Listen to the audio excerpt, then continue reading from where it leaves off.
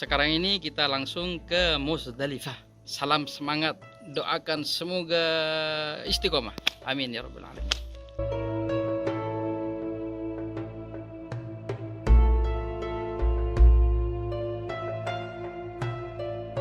Ternyata ada monyet. Saya nggak pernah kecuali sekarang ini ada monyetnya. Itu, banyak itu berkeliaran ke sini. Ini anaknya itu.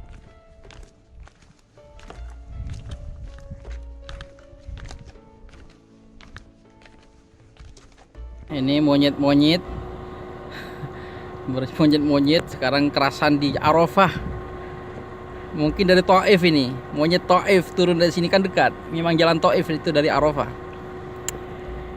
Nah, di sampingnya merpati, di sampingnya lagi monyet. Oh, ini tambah banyak di depan. Oh, masya Allah. Nah, tak ambil foto. Tambah banyak. Rebutan dengan merpati. Merpatinya di sini, monyetnya di sana. Nah, tuh. Lagi santai tuh di depan tuh. Itu tuh. Lagi nyantainya tuh di depan tuh.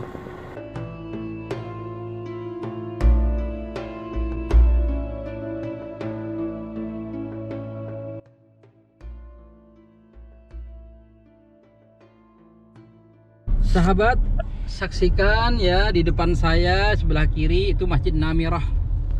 Salah satu masjid yang sangat unik. Kenapa dinamakan disebut unik ya? Karena di belakangnya tanah Arafah, di depannya tanah biasa, bukan tanah Arafah ya. Tapi bukan tanah haram, masih belum. Nah, ini di belakangnya tanah Arafah. Jadi kalau wukuf di sini sah.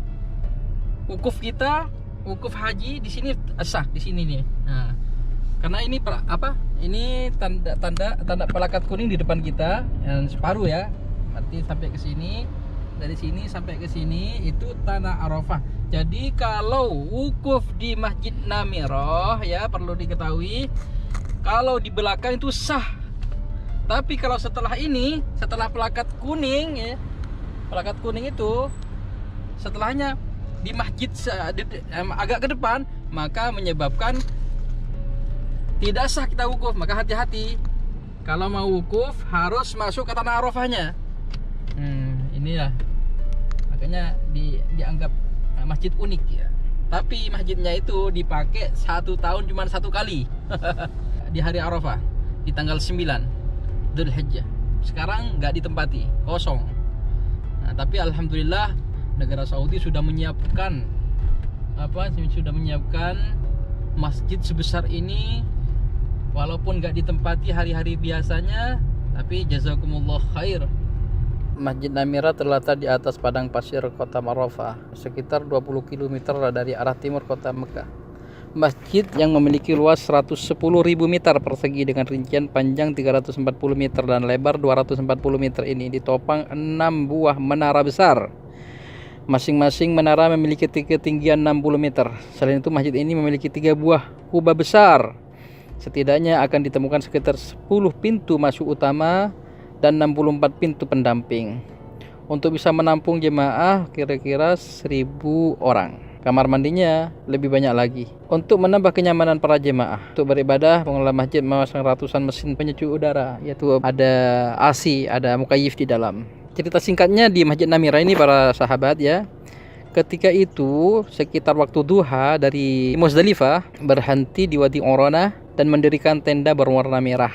Rasulullah sempat beristirahat di tenda merahnya itu hingga waktu zuhur. Setelah itu Rasulullah bergerak ke tengah padang Arafah dekat Jabal Rahmah yang diyakini sebagai tempat pertemuannya Nabi Allah Adam dan Ummuna Hawa setelah diusir dari surga.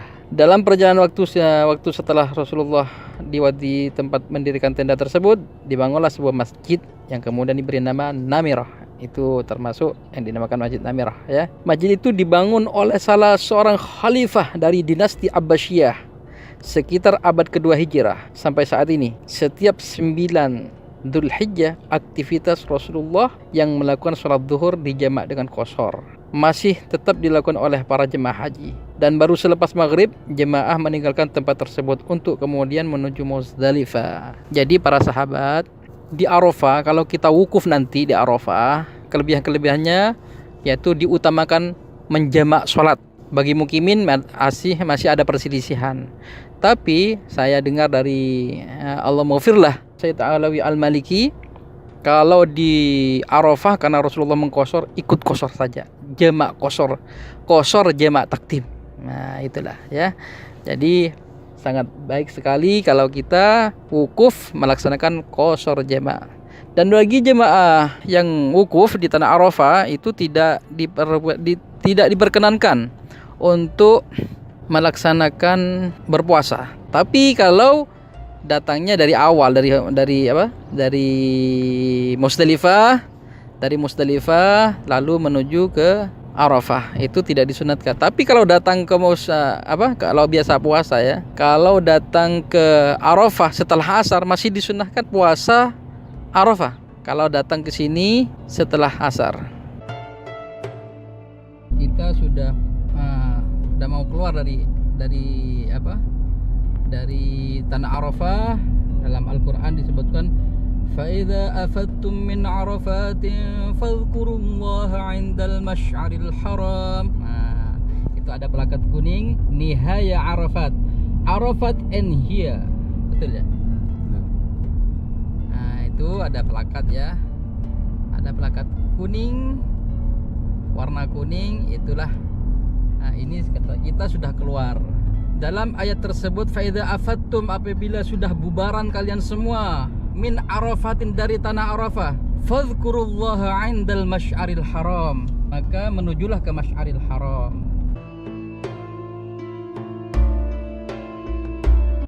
Sahabat FH, dalam keadaan muhrimin ya, seakan-akan kita dalam keadaan muhrimin, dari Arafah tetap disunnahkan membaca talbiyah bukan takbir. Walaupun malam Lebaran, bagi jemaah haji tetap mengumandangkan bacaan talbiyah, labbaik Allahumma labbaik.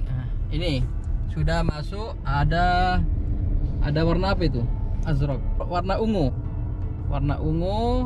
masuk. Nah, ini sudah di Musdalifah para sahabat ya. Di Musdalifah, dari Arafah sampai ke Musdalifah, setelah baca-baca doa-doa wukuf ya, dalam perjalanan sampai menuju Musdalifah sampai ke Mina tetap disunnahkan membaca talbiyah. Putusnya membaca talbiyah itu sampai kita melempar Jumratul Aqabah. Baru setelah lempar 7 kerikil baru kita takbir Allahu Akbar sampai seterusnya selama 3 hari. Yaumut Tasyrik. Nah, Yaumut Tasyrik itu disunnahkan membaca takbir.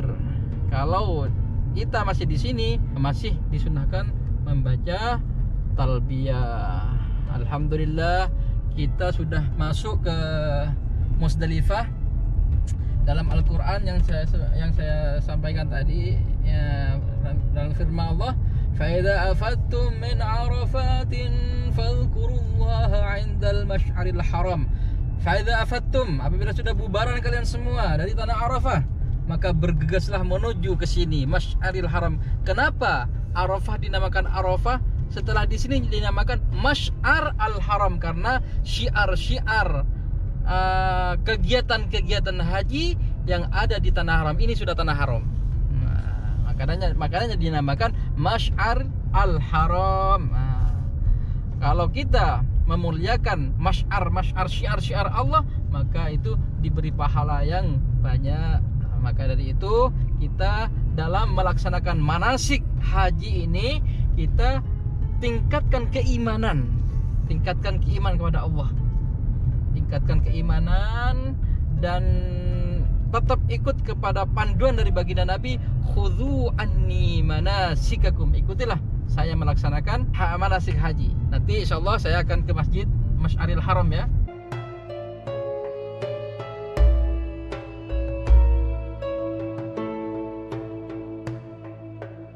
Sahabat FH yang saya muliakan, kita sudah sampai di Masy'aril Haram, yaitu Masjid Masy'aril Haram. Dinamakan masjidnya juga Masy'aril Haram, Masjid Masy'aril Haram. Jadi syiar-syiar kegiatan haji yang ada di tanah haram di sinilah. Nah, di sini disunnahkan, bukan diwajibkan ya, disunnahkan mengambil 7 kerikil. 7 kerikil, bukan 70. Tapi ngambil 70 gak masalah. Yang disunnahkan itu 70 untuk persiapan Jumratul Aqabah untuk melaksanakan tahallul awal. Di sini. Tapi di sini nggak ada batu ya. Umpama ada batu, perkiraan yang disunahkan seperti ini. Ya. Tidak terlalu besar, tidak terlalu kecil. Nah, ini cukup. Seperti kacang Arab ini. Nah, ya. Ini yang disunahkan. Tapi di sini bukan kewajiban mengambil. Yang wajib itu mabit di Musdalifah itu wajib ya, wajib. Kalau umpama ada mabit di Musdalifah maka harus iraqatud dam. Harus bayar dam. Itu sudah terperinci. Khilaf-khilafnya sudah terperinci di kitab manasik haji. Sahabat, dinamakan Musdalifah di sini ya. Itu ada 3 versi. Dinamakan Musdalifah karena orang berdatangan tengah malam, berdatangan bersama ke sini, nemplok ke sini, ke Musdalifah. Itu dinamakan Musdalifah juga. Ada yang mengatakan juga Musdalifah itu karena didatangi orang bersamaan langsung keluar. Dengan sejarah itu dinamakan Musdalifah. Ada sejarah yang ketiga dalam riwayat lain karena pertemuannya Nabi Allah Adam dan Ummuna Hawa itu di sini. Dan di sini para sahabat ya, ini sejarah ya. Setelah Rasulullah Shallallahu Alaihi Wasallam bersama para sahabat melaksanakan haji wukuf di tanah Arafah, Rasulullah dari Arafah mendatangi di sini ke Masy'aril Haram di Musdalifah ini. Rasulullah berhenti bersama sahabat mengambil 7 kerikil. Tapi kelihatan Rasulullah itu seakan-akan kurang bahagia, cemberut atau gimana. Tapi kelihatan dari sahabat. Kenapa Rasulullah? Ada yang bertanya-tanya, kenapa Rasulullah? Tapi seketika itu juga Rasulullah bahagia sampai giginya kelihatan. Ditanyain sama para sahabat, ya Rasulullah, tadi saya lihat engkau seakan-akan susah ya Rasulullah. Tapi kenapa sekarang bahagia sampai tidak pernah antum sebahagia ini? Ada apa ya Rasulullah? Apa jawabannya Rasulullah? Wahai sahabat-sahabatku, tadi saya waktu di Arafah sampai datang ke sini, saya meminta kepada Allah sudah dikasih semua. Rahmat, ampunan sudah dikasih semua. Apa-apa dikasih semua, kenikmatan sudah tidak kehitung dari banyaknya nikmat-nikmat yang dikasihkan ke kita semua. Tapi saya bertanya-tanya dalam hati, apakah dosa besar juga dimaafkan? Karena umum pemahaman baginda Nabi mungkin cuma dosa kecil. Tapi alhamdulillah kesusahan saya hilang karena beri wahyu oleh Allah, mereka Jibril datang ke saya dan memberi wahyu, wahai Rasulullah, ya Rasulullah, kata malaikat Jibril, dosa-dosa besar dan dosa kecil yang sudah wukuf di tanah Arafah itu semua dihapus oleh Allah Subhanahu wa taala.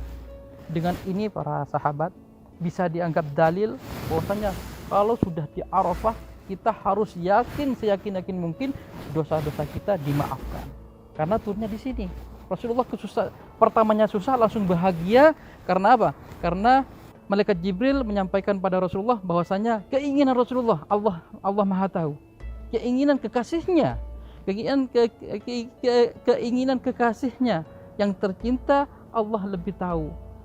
Apa keinginan Nabi Muhammad? Yaitu tentang dosa besar. Ternyata dosa besar juga dimaafkan semua oleh Allah Subhanahu wa taala.